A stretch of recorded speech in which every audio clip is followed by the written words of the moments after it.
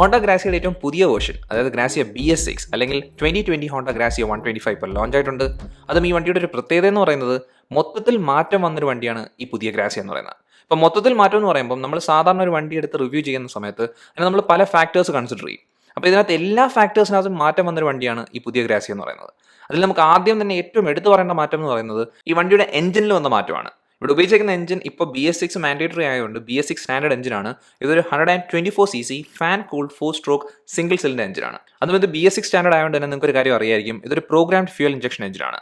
അത് മാത്രമല്ല ഹോണ്ട ഇപ്പോൾ കുറേ ഫീച്ചേഴ്സ് ഈ പുതിയ വരുന്ന എല്ലാ വണ്ടിയിലും ഉപയോഗിച്ചിട്ടുണ്ട്. അപ്പോൾ ആ ഫീച്ചേഴ്സ് എല്ലാം നമുക്ക് ഈ പുതിയ ഗ്രാസിയയിലും കിട്ടുന്നുണ്ട്.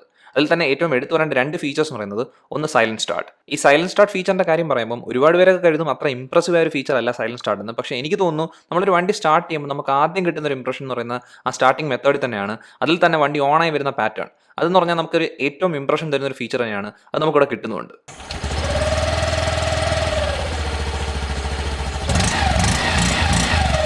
അത് കഴിഞ്ഞ് അടുത്ത ഫീച്ചർ എന്ന് പറയുന്നതാണ് എൻഹാൻസ്ഡ് പാർട്ട് പവർ ടെക്നോളജി, അതായത് ESP ടെക്നോളജി. ഇതെന്ന് വെച്ച് കഴിഞ്ഞാൽ ഈ ഹോണ്ടയുടെ പുതിയ FI എഞ്ചിൻസിനകത്തുള്ള പ്രത്യേകതയാണ്. നമുക്ക് ഈ ടെക്നോളജി ഉള്ളതുകൊണ്ട് തന്നെ നമ്മുടെ പെർഫോമൻസ് കൂടുതലാണ് വണ്ടി കിട്ടുന്നത്.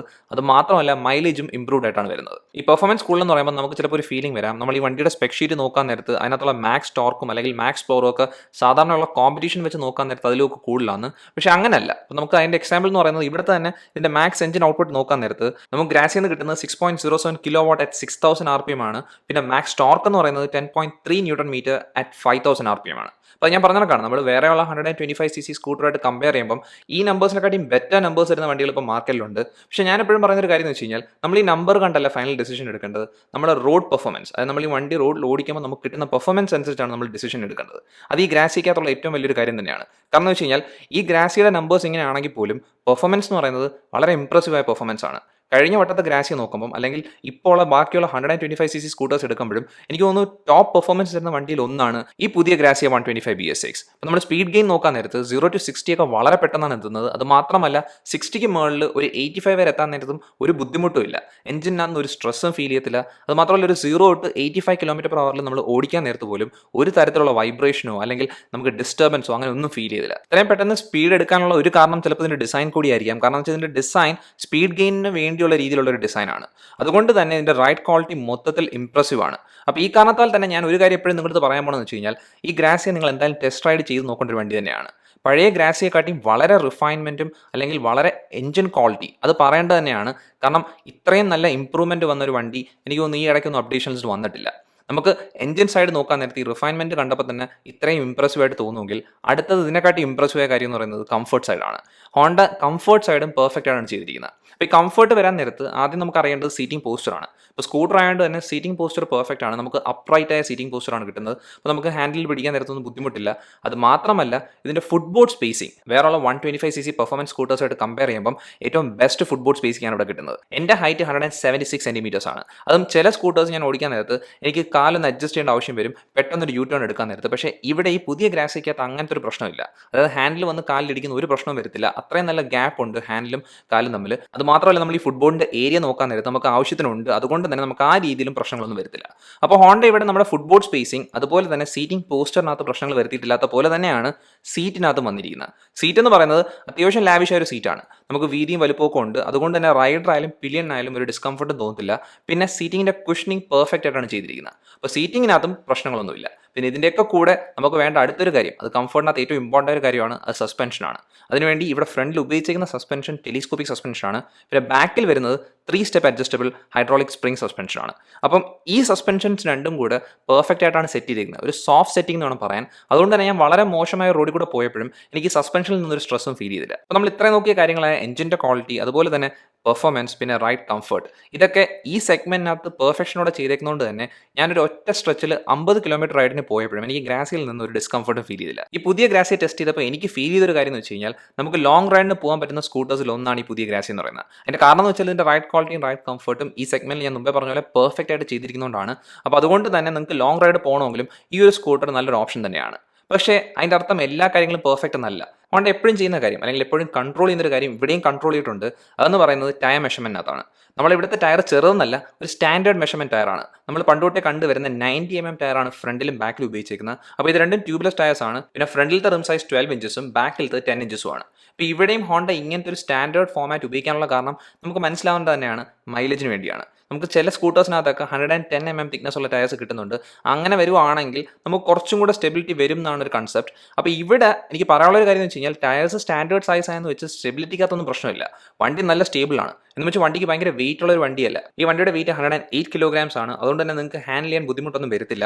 പിന്നെ ഈ ടയേഴ്സിൻ്റെ മെഷർമെൻറ്റ്സും ഈ വെയിറ്റും ഇതെല്ലാം കൂടെ വെച്ച് എനിക്ക് ഈ വണ്ടിയുടെ സേഫ് സ്പീഡായിട്ട് തോന്നിയത് ഒരു 75 കിലോമീറ്റർ സ്പീഡ് റേഞ്ചിലാണ്. നമുക്ക് ആ സ്പീഡ് റേഞ്ചിനകത്തൊക്കെ വളരെ സ്റ്റേബിളാണ് വണ്ടി. അപ്പോൾ നമുക്ക് ഹൈവേയിൽ ഇപ്പം ഡ്രൈ കണ്ടീഷൻ ആയാലും അല്ലെങ്കിൽ വെറ്റ് കണ്ടീഷൻ ആയാലും നമ്മൾ ഓടിക്കാൻ നേരത്ത് നമുക്ക് സ്കിഡോ അങ്ങനെ ബുദ്ധിമുട്ടൊന്നും വരത്തില്ല. ഈ സ്പീഡ് റേഞ്ച് ഞാൻ ഒരു സേഫ് സ്പീഡായിട്ട് വെക്കാൻ വേറൊരു കാരണം കൂടെ ഉണ്ട്. അത് ഇവിടുത്തെ ബ്രേക്കാണ്. ഇത് സ്കൂട്ടറാണ്, അതുകൊണ്ട് തന്നെ ഇവിടുത്തെ ബ്രേക്കിംഗ് എന്ന് പറയുന്നത് നമുക്ക് ABS അങ്ങനെയൊന്നും വരത്തില്ല. പക്ഷേ നല്ല സ്റ്റാൻഡേർഡ് ഫോമാറ്റ് ബ്രേക്സ് ആണ് കിട്ടുന്നത്. ഈ വണ്ടിക്ക് 2 വേരിയൻറ്റ് വരുന്നുണ്ട്. അത് നമ്മൾ ഈ 2 വേരിയൻറ്റ് ടെസ്റ്റ് ചെയ്തു. ഇതിനകത്ത് ആദ്യത്തെ വേരിയൻറ്റ് എന്ന് പറഞ്ഞാൽ ഡ്രം ബ്രേക്ക് വേരിയൻ്റ് ആണ്. അപ്പോൾ ഡ്രം ബ്രേക്ക് വേരിയൻറ്റിനകത്ത് ഫ്രണ്ടിലും ബാക്കിലും ഡ്രം ബ്രേക്ക് ആണ്. അത് 130 ഡ്രം ബ്രേക്ക് ആണ്. പിന്നെ അതിനകത്ത് CBS അല്ലെങ്കിൽ കോമ്പി ബ്രേക്കിംഗ് സിസ്റ്റം കിട്ടുന്നുണ്ട്. പിന്നെ അടുത്ത വേരിയൻറ്റ് എന്ന് പറഞ്ഞാൽ ഡിസ്ക് ബ്രേക്ക് വേരിയൻ്റ് ആണ്. അതിനകത്ത് ഫ്രണ്ട് ബ്രേക്ക് ഡിസ്ക് ബ്രേക്കായി മാറും. അത് 190 ഡിസ്ക് ബ്രേക്ക് ആണ്. ഇതിനകത്തും CBS വരുന്നുണ്ട്. അപ്പോൾ ഈ വണ്ടിയുടെ സ്പെക്സും ഇതിൻ്റെ ഡിസൈനും ഒക്കെ വെച്ച് എനിക്ക് തോന്നിയ സേഫ് ബ്രേക്കിംഗ് സ്പീഡ് ഇപ്പോൾ നമ്മൾ ഡ്രം ബ്രേക്ക് വേരിയൻറ്റ് എടുക്കുകയാണെങ്കിൽ ഒരു 70 km/h താഴെയാണ് എൻ്റെ സേഫ് ബ്രേക്കിംഗ് സ്പീഡ്. അത് പാനിക് ബ്രേക്കിംഗ് കാര്യമാണ് പറയുന്നത്. പിന്നെ നമ്മൾ ഡിസ്ക് ബ്രേക്ക് വേരിയൻറ്റ് എടുക്കുകയാണെങ്കിൽ അത് നമുക്കൊരു 75 km വരെ പുഷ് ചെയ്ത് മാറ്റാൻ പറ്റും. അത് ഡിസ്ക് ബ്രേക്കാണ് കുറച്ചുകൂടെ സേഫ് ആയിട്ടുള്ള ബ്രേക്ക് എന്ന് പറയുന്നത്. അത് നിങ്ങൾക്ക് ഊഹിക്കാവുന്നേ ഉള്ളൂ. പിന്നെ കോമ്പി ബ്രേക്കിംഗ് സിസ്റ്റത്തിനകത്ത് നിങ്ങൾക്ക് എന്തെങ്കിലും ഡൗട്ട് ഉണ്ടെങ്കിൽ കോമ്പി ബ്രേക്കിംഗ് സിസ്റ്റം എന്ന് വെച്ച് കഴിഞ്ഞാൽ നമ്മൾ ബാക്ക് ബ്രേക്ക് പിടിച്ചാൽ ഫ്രണ്ടും ബാക്കും ബ്രേക്ക് കറക്റ്റ് ആയിട്ട് ഒരു പ്രൊപ്പോർഷൻ അത് അപ്ലൈ ചെയ്യും. അത് നമുക്ക് ബെറ്റർ സ്റ്റോപ്പിങ്ങിന് വേണ്ടിയാണ്. അപ്പോൾ ഇതൊരു കുഴപ്പമില്ലാത്തൊരു ഫീച്ചറാണ്. പക്ഷേ ഞാൻ എന്നാലും മുമ്പേ പറഞ്ഞ ആ പാനിക് ബ്രേക്കിംഗ് സ്പീഡ് മറക്കരുത്.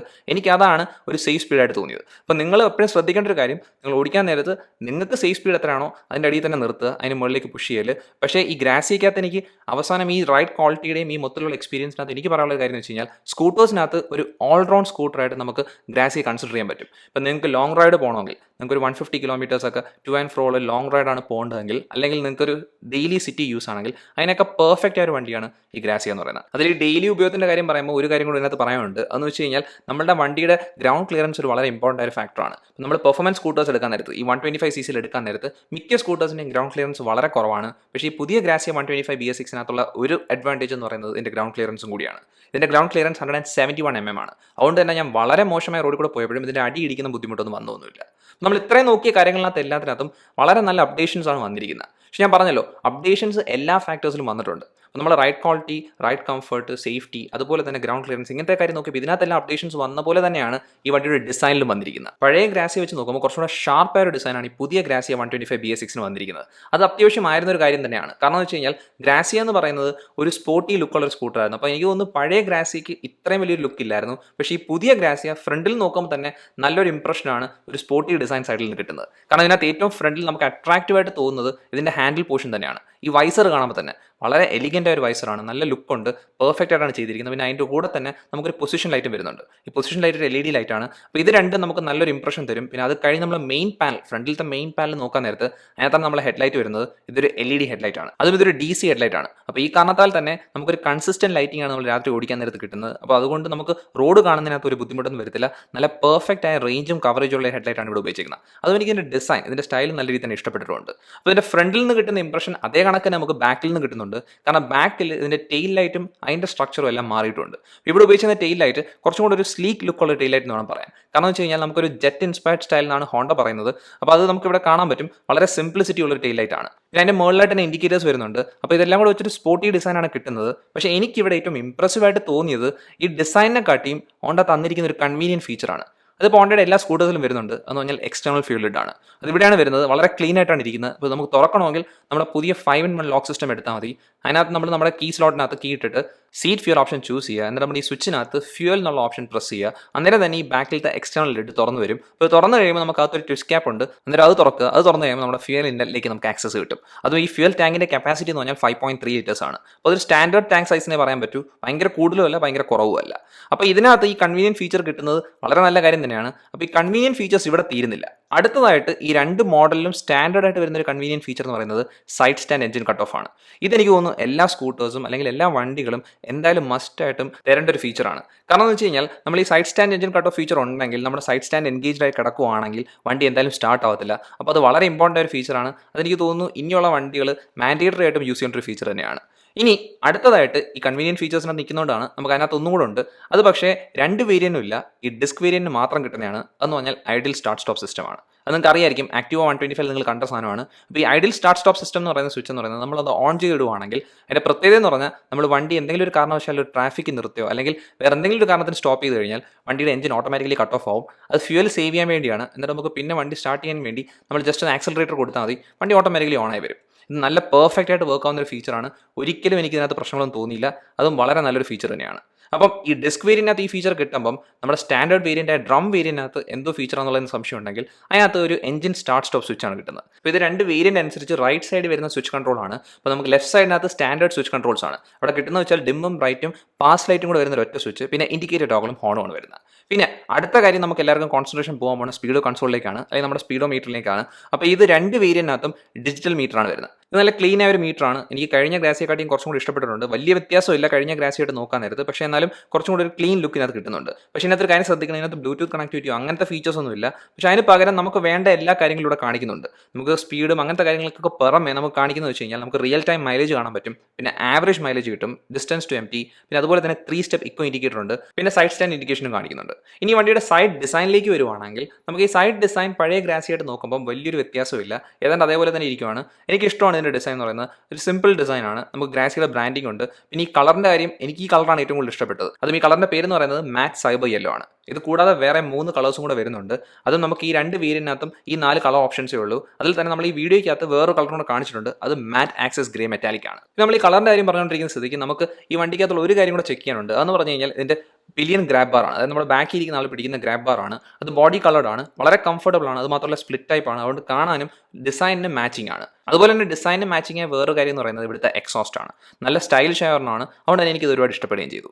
ഇനി ഈ വണ്ടിയുടെ ബിൽഡ് ക്വാളിറ്റിയെ പറ്റി നിങ്ങൾക്ക് ഒരു സംശയം കാണും. കാരണം ഇത് ഫൈബർ ബോഡി വരുന്നൊരു വണ്ടിയാണ്. പക്ഷേ ഇവിടെ ഉപയോഗിച്ചിരിക്കുന്ന ഫൈബർ നല്ല ക്വാളിറ്റിയുള്ളതാണ്. അത് മാത്രമല്ല ബിൽഡും പെർഫെക്റ്റ് ആയിട്ടാണ് ചെയ്തിരിക്കുന്നത്. അതായത് നമുക്ക് ഒരു സ്ഥലത്ത് ഗ്യാപ്പോ അല്ലെങ്കിൽ ഫൈബർ വളയോ അങ്ങനത്തെ പ്രശ്നങ്ങളൊന്നും ഇല്ല.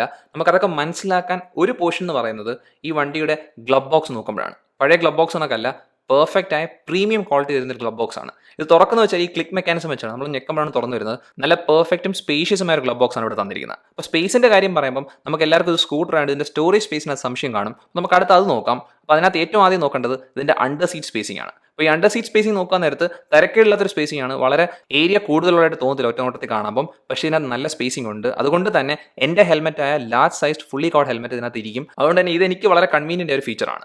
ഇനി സ്പേസിങ്ങിനകത്ത് അടുത്തത് ഫുട്ബോൾ സ്പേസിംഗ് ആണ്. അതിനകത്ത് നമുക്ക് ഹുക്സിൻ്റെ കാര്യമാണ് നോക്കേണ്ടത്. അപ്പോൾ ഇവിടെ 2 ഹുക്ക് വരുന്നുണ്ട്, ഫ്രണ്ടും ബാക്കും വരുന്നുണ്ട്. ഫ്രണ്ട് റിട്രാക്റ്റബിൾ അല്ല, പക്ഷേ ബാക്ക് റിട്രാക്റ്റബിൾ ആണ്. അതും ഇതിന് അത്യാവശ്യം ക്വാളിറ്റി ഉണ്ട്. ഇനി നിങ്ങൾക്കൊരു സംശയം കാണും, ഈ വണ്ടിക്കകത്ത് USB ചാർജിങ് സോക്കറ്റ് വരുന്നുണ്ടോ, അല്ലെങ്കിൽ നമുക്ക് ഓപ്ഷനായിട്ട് വെക്കാൻ പറ്റുമെന്ന്. അപ്പോൾ നമുക്ക് അങ്ങനത്തെ ഒരു ഓപ്ഷൻ ഇല്ല.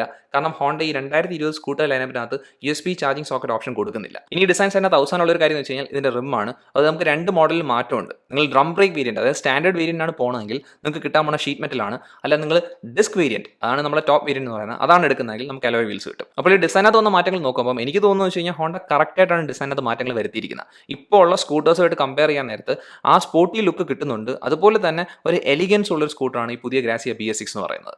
ഇനി നമ്മൾ 2 സ്ഥലത്ത് മൈലേജിൻ്റെ കാര്യം മെൻഷൻ ചെയ്തായിരുന്നു. ഒന്നെന്ന് പറഞ്ഞാൽ അതിനകത്ത് ESP ടെക്നോളജി ഉണ്ടോ മൈലേജ് കൂടുതലായിരിക്കണം. അതുപോലെ തന്നെ ടയർ മെഷർമെൻറ്റ് കൺട്രോൾ ചെയ്തേക്കുന്നതും മൈലേജ് കൂടുതൽ വരാൻ വേണ്ടിയാണെന്നും. അപ്പോൾ ഇതൊക്കെ കൊണ്ടാകാം, അല്ലെങ്കിൽ ഈ എഞ്ചിനകത്തുള്ള ക്വാളിറ്റി റിഫൈൻമെൻറ്റ് കാരണമാകാം ഈ പുതിയ ഗ്രാസിയക്കകത്ത് നമ്മുടെ ഇനിഷ്യൽ ടെസ്റ്റിങ്ങിൽ കിട്ടിയ മൈലേജ് എന്ന് പറഞ്ഞാൽ നല്ലൊരു നമ്പറാണ്. ഇതൊരു 125cc സ്കൂട്ടർ ആയതുകൊണ്ട് തന്നെ മൈലേജിനകത്ത് എല്ലാവർക്കും ഒരു പേടി കാണും. പക്ഷേ നമുക്കിവിടെ ടെസ്റ്റ് ചെയ്തപ്പം ഇത് ആദ്യത്തെ ടെസ്റ്റിങ്ങിൽ നിന്ന് കിട്ടിയ മൈലേജാണ്. അതെന്ന് പറയുന്നത് 55 km/ലിറ്റർ ആണ് കിട്ടിയത്. അപ്പോൾ ഈ ടെസ്റ്റിംഗ് നടത്തിയത് സിറ്റിയിൽ തന്നെയാണ്. അപ്പോൾ സിറ്റിയിൽ ഉപയോഗിച്ച സമയത്താണ് നമുക്ക് ഇത്രയും മൈലേജ് കിട്ടിയത്. അപ്പോൾ അത് നല്ലൊരു നമ്പറായിട്ടാണ് എനിക്ക് തോന്നുന്നത്. അപ്പോൾ നമ്മൾ ലോങ് ഒക്കെ പോകുകയാണെങ്കിൽ കുറച്ചും കൂടെ കൂടുതൽ മൈലേജ് കിട്ടണം. അപ്പോൾ അത് കറക്റ്റായിട്ട് കണ്ടുപിടിക്കാൻ വേണ്ടി ഒരു മൈലേജ് ടെസ്റ്റ് വീഡിയോ നമ്മൾ ചെയ്യുന്നുണ്ട്. അപ്പോൾ ആ വീഡിയോ മിസ് ചെയ്യാതിരിക്കാൻ വേണ്ടി നിങ്ങൾ ഈ ചാനൽ ഉറപ്പായിട്ടും സബ്സ്ക്രൈബ് ചെയ്യുക. ഇനി വണ്ടിക്കകത്ത് ഒരു കാര്യം കൂടെ നോക്കാനുള്ളൂ, പക്ഷേ ആ കാര്യം നമ്മൾ മാറ്റം വരാൻ ആഗ്രഹിക്കാത്തൊരു കാര്യമാണ്.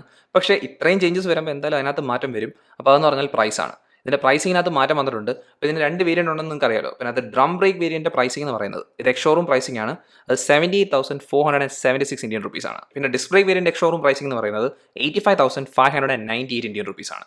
ഇതൊക്കെ എക്സ്-ഷോറൂം പ്രൈസിംഗ് ആണ്. അപ്പോൾ നിങ്ങൾ കൊല്ലം കേരളത്തിലുള്ള ഒരു വ്യക്തിയാണെങ്കിൽ നിങ്ങൾക്ക് ഇതിൻ്റെ ഓൺ റോഡ് പ്രൈസിംഗ് അറിയണം, അല്ലെങ്കിൽ നിങ്ങൾക്ക് ടെസ്റ്റ് റൈഡ് ചെയ്യണം, അതല്ലെങ്കിൽ നിങ്ങൾക്ക് ഈ വണ്ടി ബുക്ക് ചെയ്യണമെങ്കിൽ നിങ്ങൾക്ക് വാഹിനി ഹോണ്ടയിലേക്ക് കോൺടാക്ട് ചെയ്യാം. അവരാണ് നമുക്ക് ഈ വണ്ടി തന്നത് ടെസ്റ്റ് റൈഡിനും റിവ്യൂവിനും വേണ്ടി. അപ്പോൾ നിങ്ങളൊരു കാര്യം ശ്രദ്ധിക്കണം, ഒരു വണ്ടി തന്നെങ്കിലും ഈ റിവ്യൂ ഒരിക്കലും ഒരു പെയ്ഡോ അല്ലെങ്കിൽ സ്പോൺസേർഡ് റിവ്യൂ അല്ല. അതും ഈ റിവ്യൂവിൽ പറഞ്ഞെല്ലാം എൻ്റെ പേഴ്സണൽ ഫീഡ്ബാക്ക് ആണ്. അതും ഞാൻ ടെസ്റ്റ് ചെയ്തതിന് ശേഷം എനിക്ക് തോന്നിയ ഫീഡ്ബാക്ക് ആണ്. ഈ വണ്ടിയുടെ പ്രൈസിംഗ് ആയിരുന്നു നമുക്ക് അവസാനം നോക്കാനുള്ളൂ. അപ്പോൾ അത് നോക്കിക്കഴിഞ്ഞ സ്ഥിതിക്ക് ഇനി നമുക്കുള്ളത് വേർഡിക്റ്റ് ആണ്. അപ്പോൾ സാധാരണ നമ്മൾ വേർഡിക്റ്റിലേക്ക് വരാൻ നേരത്ത് പ്രൈസിംഗ് കൂടിയൊരു വണ്ടിയാണെങ്കിൽ നമ്മൾ എപ്പോഴും പറയുന്നത് വെച്ച് കഴിഞ്ഞാൽ ഈ വണ്ടിയുടെ പ്രൈസിംഗ് ഇച്ചിരി കൂടിപ്പോയി, കുറച്ചും കൂടെ പ്രൈസിംഗ് കുറയ്ക്കാമായിരുന്നതാണ്.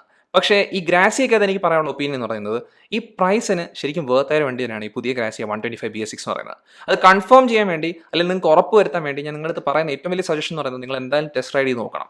നിങ്ങൾ ഏതെങ്കിലും ഒരു 125cc സ്കൂട്ടർ എടുക്കാൻ പ്ലാൻ ചെയ്യുന്നുണ്ടെങ്കിൽ നിങ്ങൾ ടെസ്റ്റ് റൈഡ് ചെയ്യുക. അതിൽ ഏറ്റവും ശ്രദ്ധിക്കേണ്ടത് ഈ ഗ്രാസിയ ഒന്ന് ടെസ്റ്റ് റൈഡ് ചെയ്ത് നോക്കുമ്പോഴേ നമുക്ക് ഇതിൻ്റെ പെർഫോമൻസും ക്വാളിറ്റിയൊക്കെ മനസ്സിലാവും. ഹോണ്ട ഇപ്പോൾ ഇറക്കിയ സ്കൂട്ടേഴ്സിനകത്ത് ഏറ്റവും ബെസ്റ്റ് സ്കൂട്ടർ എന്ന് പറയുന്നത് ഈ ഹോണ്ട ഗ്രാസിയ 125 BS-6 തന്നെയാണ്. അതുകൊണ്ട് തന്നെ എനിക്ക് ഈ ഗ്രാസിയ റെക്കമെൻഡ് ചെയ്യാൻ ഒരു ബുദ്ധിമുട്ടും ഇല്ല. അതും നിങ്ങളുടെ ബഡ്ജറ്റ് ഈ പ്രൈസുമായിട്ട് മാച്ച് ആവുന്നുണ്ടെങ്കിൽ ഉറപ്പായിട്ടും നിങ്ങൾ ഈ വണ്ടി കൺസിഡർ ചെയ്യാനേ ഞാൻ പറയൂ. അപ്പോൾ ഇത്രയുള്ള ഈ വീഡിയോ എന്ന് പറയുന്നത്. ഈ വീഡിയോ നിങ്ങൾക്ക് ഇഷ്ടപ്പെട്ടെങ്കിൽ ഈ വീഡിയോ ഉറപ്പായിട്ടും ലൈക്ക് ചെയ്യുക, അതുകൂടാതെ പ്രൊമോട്ടും ചെയ്യുക. നമുക്ക് എത്രയും പെട്ടെന്ന് അടുത്ത വീഡിയോയിൽ കാണാം. അതുവരെ ബൈ.